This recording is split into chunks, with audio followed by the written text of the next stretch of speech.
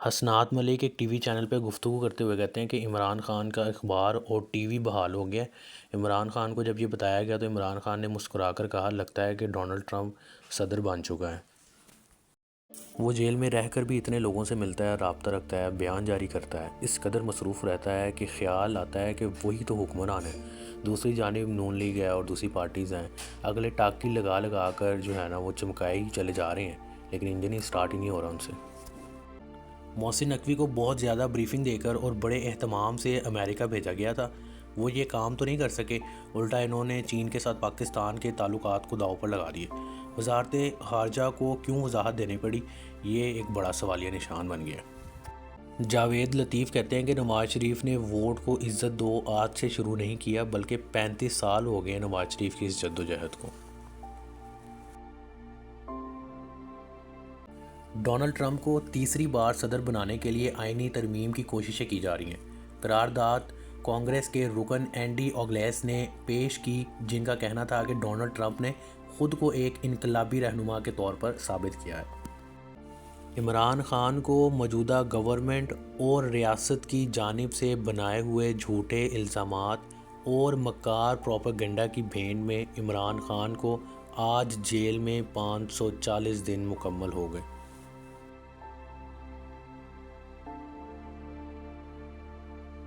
شاہ زیب خان زادہ نے عطا تارڑ سے سوال کیا کہ ملک ریاض نے راز اگلنے کا کہا اور عمران خان بھی ان کی اس بات کی تاکید کر رہے ہیں، کیا آپ بھی اس بیان کی حمایت کرتے ہیں؟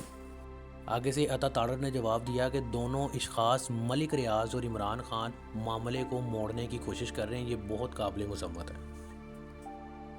نجم سیٹھی کہتے ہیں کہ اگر حکومت 9 مئی یا 26 نومبر پر کمیشن بناتی ہے تو یہ حکومت ہی اڑ جائے گی، یہ اس پر کمیشن بنا ہی نہیں سکتے۔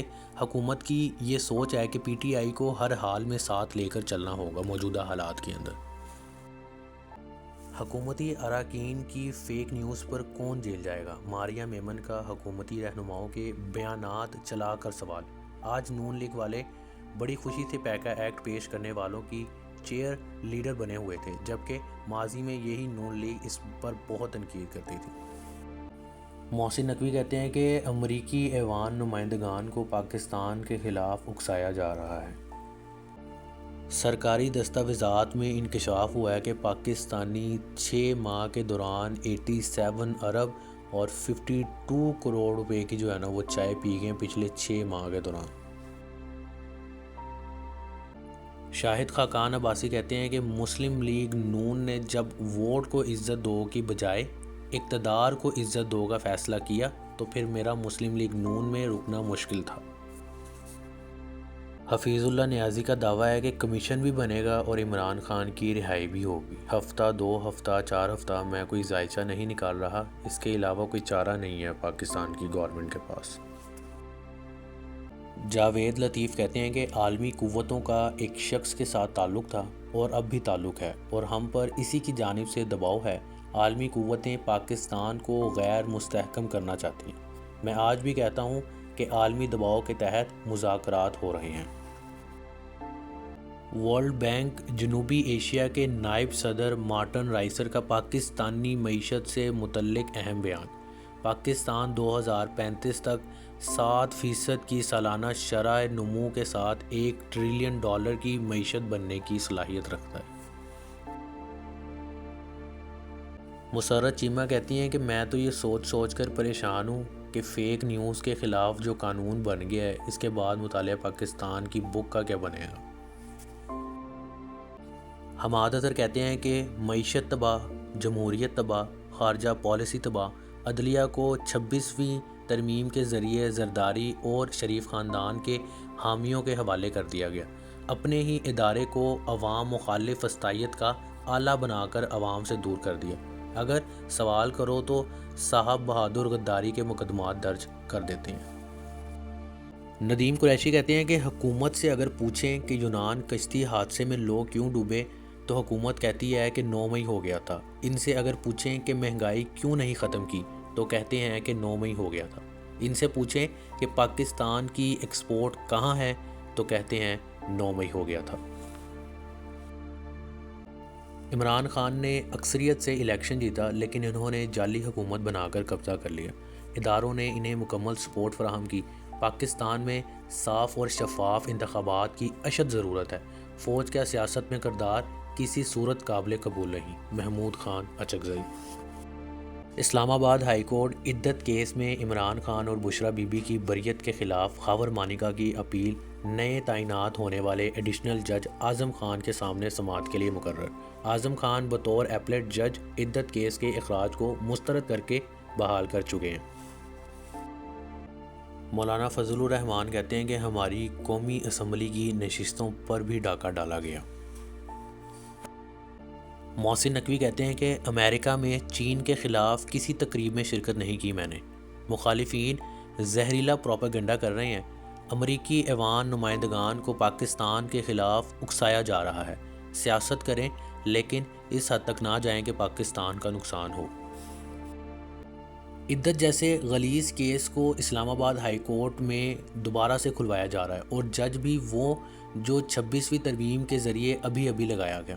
ایک بار پھر عدالت میں اس غلیظ اور بدبودار کیس پر ایک شخص کی بیوی کو رسوا کیا جائے گا تاکہ اس کی عزت نفس کو مجروح کیا جا سکے۔ پھر یہ شکوہ کرتے ہیں کہ وہ اڈیالہ جیل سے بیان کیوں دیتا ہے اور اس کا سوشل میڈیا خاموش کیوں نہیں رہتا۔ اگر آپ غلاظت کو آخری حد تک لے جائیں گے تو پھر وہ بھی آپ کے خلاف آخری گیند تک جائے گا۔ سوال اوچھے اور گھٹیا کرتوت دکھانے والوں سے ہونا چاہیے یا ان کی کرتوت پر رد عمل دینے والے عمران خان سے؟ عمران ریاض خان کا بیان ہے کہ وہ کہتے ہیں کہ ایسا محسوس ہوتا ہے کہ مریم نواز نے اسٹیبلشمنٹ کی مدد سے بدلہ لینے کے لیے عدت کیس دوبارہ سے کھلوایا ہے تاکہ اصل ایشو سے توجہ ہٹائی جا سکے۔ عمران خان کو غصہ دلایا جائے تاکہ وہ غلطی کریں۔ رد عمل کی صورت میں پی ٹی آئی کے سوشل میڈیا کو کچلنے کا نیا بہانہ ملے۔